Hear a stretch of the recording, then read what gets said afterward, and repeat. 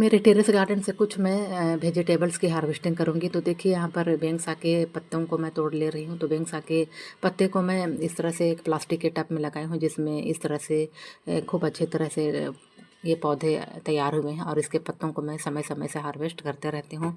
हर सप्ताह इसके पत्तों को मैं तोड़ती हूँ। तो देखिए इस तरह से पूरे पत्ते में मिट्टी लग गए हैं, जिस कारण मैं इसे डायरेक्ट पानी में डाल दे रही हूँ ताकि इसकी मिट्टी साफ़ हो सके। तो देखिए इस तरह से बेंगसा के पत्तों को मैं तोड़ ली हूँ। और इसके बाद पुदीना के पत्तों को भी मैं हार्वेस्ट कर रही हूँ।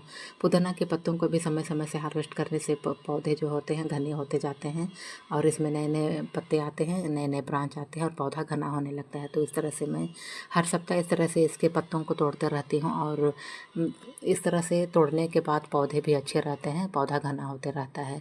और पुदीना के पत्ते तोड़ने के बाद मैं मीठी तुलसी के पत्ते से भी कुछ पौधे से भी कुछ पत्तों को तोड़ रही हूँ। तो देखिए पूरी मीठी तुलसी के पौधे में इस तरह से कलियाँ और फूल आने लगे हैं। तो अभी इसके पौधे में कलियाँ और फूल अगर लेते हैं तो पौधा ख़राब होने लगता है, और इसी कारण मैं इसके पत्तों को इस तरह से हार्वेस्ट कर लेती हूँ। और सभी पत्तों को मिलाकर मैं इसकी चटनी बना लूँगी। और यहाँ पर मैं एक खीरे के पौधे में इस तरह से एक खीरा मुझे दिखाई दे रहा है, तो इस खीरे को भी मैं हार्वेस्ट कर लेती हूँ। तो देखिए समय समय से मुझे इस तरह से कुछ ना कुछ सब्जियाँ हार्वेस्ट करने के लिए मिलते रहते हैं अपने टेरेस गार्डन से।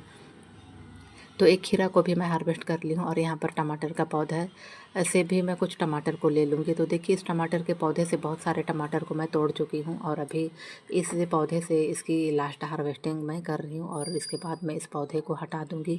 और कुछ टमाटर के पौधे मेरे पास और भी हैं, जिससे कि मैं और भी टमाटर को हार्वेस्ट कर लूँगी। तो देखिए इस तरह से टमाटर भी मैं तोड़ ली हूँ। और टमाटर तोड़ने के बाद यहाँ पर देखिए ये चाइनीज बेंग साग है, जिसे ब्राह्मी भी कहा जाता है। तो इसके पौधे से भी कुछ पत्तों को मैं ले ले रही हूँ। और देखिए इस तरह से हार्वेस्ट करने के बाद मैं इन सभी पत्तों को चटनी बना लूँगी। और यहाँ पर भिंडी के पौधे में भी कुछ भिंडी फले हुए हैं, और इस भिंडी के पौधे भी अब काफ़ी पुराने हो गए हैं, इसमें अब कम भिंडी फल रहे हैं। इस पौधे को भी मुझे उखाड़ कर हटा देना पड़ेगा, ताकि मैं दूसरे पौधों को और लगा सकूँ। तो देखिए इस तरह से मैं अपने टेरेस गार्डन से इस तरह के कुछ सब्जियों के प्लांट को लगा कर रखी हूँ, और मुझे समय समय से इस तरह से वेजिटेबल्स हार्वेस्ट करने के लिए मिलते रहते हैं।